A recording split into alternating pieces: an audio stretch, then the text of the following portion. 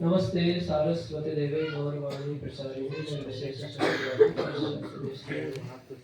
जय श्री कृष्ण चैतन्य प्रभु नित्यानंद श्री अद्वैत गदाधर श्रीवासादि गौरवृंदा हरे कृष्ण कृष्ण कृष्ण हरे हरे हरे राम राम राम हरे हरे। तो आज हमारा सौभाग्य है कि आज हम बंगाली भक्तों के यहाँ पर आए हैं और ये विशेषता है बंगाली भक्तों की। जैसे अगर किसी का जन्म विदेश में होता है, खासकर ऐसे देश में जहाँ पे अंग्रेजी बोली जाती है, तो हम कितनी भी अंग्रेजी सीखें लेकिन उनकी अंग्रेजी हमसे अच्छी होती है। वैसे जो बंगाली भक्त हैं, ये चैतन्य महाप्रभु की विशेष कृपा है कि चैतन्य महाप्रभु बंगाल में प्रकट हुए।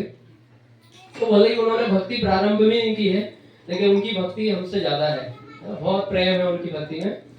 और चैतन्य महाप्रभु यहाँ पर आए हैं कलयुग में, तो प्रेम संकीर्तन करने आए हैं। जैसे कि प्रभु जी अभी बता रहे थे, कली काले धर्म कृष्ण नाम संकीर्तन।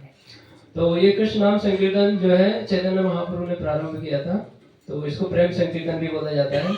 तो इसको करते करते ही जो जीवन का परम लक्ष्य है, जो हर एक एक्चुअली हर जीवात्मा को चाहिए, किसी को पता है किसी को नहीं पता है, और सब लोग इधर उधर घूम रहे हैं, अलग अलग चीजों में आनंद प्राप्त कर रहे हैं, लेकिन जीवन का लक्ष्य क्या है? वो प्रेम प्राप्त करना, भगवान का प्रेम, भगवत प्रेम, कृष्ण प्रेम प्राप्त करना। और इसके लिए चैतन्य महाप्रभु ने जो विधि बताई है, जो हम संकीर्तन कर रहे हैं, और अभी रसानंद प्रभु जी और धर्मेंद्र कृष्ण प्रभु जी की कृपा से अभी हर सप्ताह रविवार को हम ये करते हैं अलग अलग क्षेत्रों में जाकर। तो आप लोग उसमें भाग ले सकते हैं, हमारे ग्रुप में उसकी न्यूज आ जाती है कि कहाँ पर होने वाला है।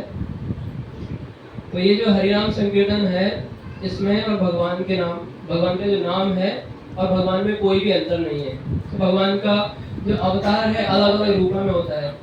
जैसे जनरली हम क्या है, चीजों को देखना चाहते हैं, लेकिन ये भगवान का जो नाम है ना, उसको भी देख सकते हैं, लेकिन उसको देखने के लिए कान चाहिए, कानों से देखना पड़ेगा। तो मुंह से हमें बोलना है, कानों से सुनना है, ये करेंगे ना, यही यज्ञ है एक्चुअली। यज्ञ संकीर्तन प्राय यजंती सुमेधसा। श्रीमद् भागवतम में बताते हैं कि जो हरिनाम का जप करते हैं, जो हरिनाम संकीर्तन में भाग लेते हैं, उनको बताया गया सुमेधसा। मेधा, जैसे आपने सुना होगा एक शब्द मेधावी, मेधावी यानी कि जो बुद्धिमान होते हैं बहुत ज्यादा, उनको बोला जाता है। और मेध जो शब्द है उसका अर्थ है बुद्धिमान, और सुमेधसा यानी कि बहुत ज्यादा बुद्धिमान। तो सबसे ज्यादा जो बुद्धिमान लोग हैं इस कलयुग के, वो क्या करते हैं? इसमें भाग लेते हैं। यज्ञ संकीर्तन प्राय, ये कलयुग का यज्ञ है, कलयुग का धर्म है, युग का धर्म है। तो हम बोलते हैं, लोगों से मिलते हैं, बहुत सारे लोग आते हैं, बोलते हैं हम धार्मिक हैं, हम ये धर्म करते हैं, अलग अलग धर्म करते हैं, लेकिन अगर उनको पता नहीं है कि धर्म क्या है, अलग अलग युग का अलग अलग धर्म होता है। जैसे सतयुग का धर्म क्या है? कृत्य ध्याय तो विष्णु, भगवान विष्णु का ध्यान करते थे पहले, हजारों सालों के लिए, लाखों सालों के लिए। तो सतयुग का धर्म ध्यान था, ध्यान योग जो करते थे, मेडिटेशन। इसके बाद अलग अलग युग आए, जैसे त्रेता युग आया, त्रेतायाम में जिसको यज्ञ करते थे बड़े बड़े, द्वापर परिचर्यायाम, द्वापर में भगवान के विग्रह की सेवा करते थे, पूजा करते थे। और कलयुग में क्या है? कलयुग में भगवान के नाम का जप करना। तो कोई अगर बोलता है कि हम धार्मिक हैं, तो उनसे पूछना धर्म क्या है, कलयुग का धर्म क्या है? तो कलयुग का धर्म बताया गया है, कली काले धर्म कृष्ण नाम संकीर्तन, और कृष्ण शक्ति बिना नहीं तार परिवर्तन। तो श्रीला गोपाल जी की कृपा से हम ये कर रहे हैं, जो कृष्ण नाम संकीर्तन अभी कर रहे हैं। तो इसमें हमें बहुत प्रेम के साथ भाग लेना चाहिए, क्योंकि चैतन्य महाप्रभु की जो विधि है ना, इससे पहले भगवान कृष्ण आए थे, भगवान कृष्ण की विधि अलग थी।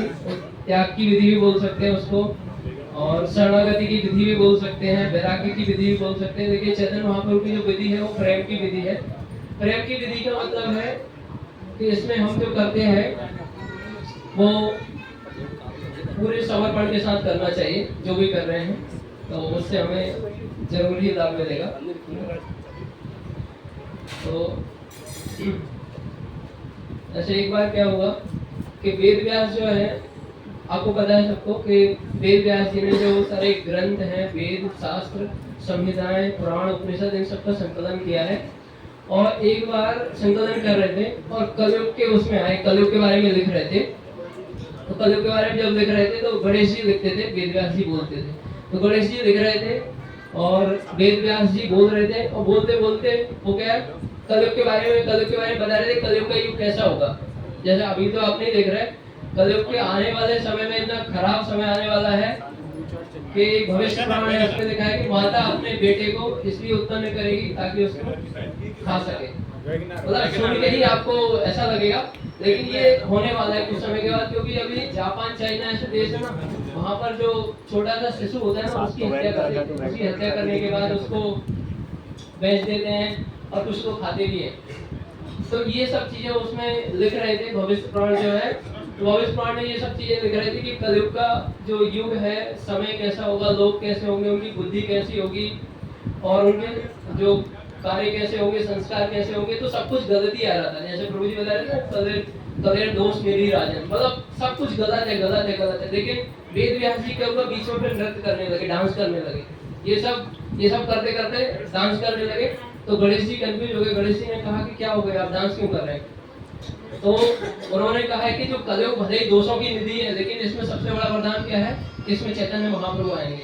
और चैतन्य महाप्रभु क्या देंगे? ये जो हरे कृष्ण महामंत्र है इसका प्रचार करेंगे, और हरे कृष्ण महामंत्र जो है ना, उसका जप करने मात्र से हम पार हो जाएंगे। बोले थे ऐसे तो इतनी सारे इसमें दोष हैं कि कोई मतलब कोई उसमें प्रोबेबिलिटी नहीं है कि बाहर आ जाए हम, कितना भी हम जप तप करें लेकिन बाहर नहीं आ सकते। लेकिन चैतन्य महाप्रभु जो हरे कृष्ण महामंत्र देंगे उससे हम पार कर सकते हैं।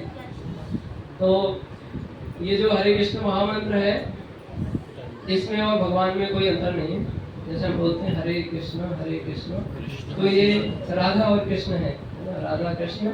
तो जैसे हम भगवान का दर्शन करते हैं आंखें खोल के भगवान के सामने जाते हैं, तो वैसे जब इसको बोलते हैं तो कानों से इसका दर्शन करना चाहिए ना, कानों से, मतलब मुंह से बोलना है और कानों से इसको सुनना है, कानों से ही वो दर्शन होगा। ठीक है।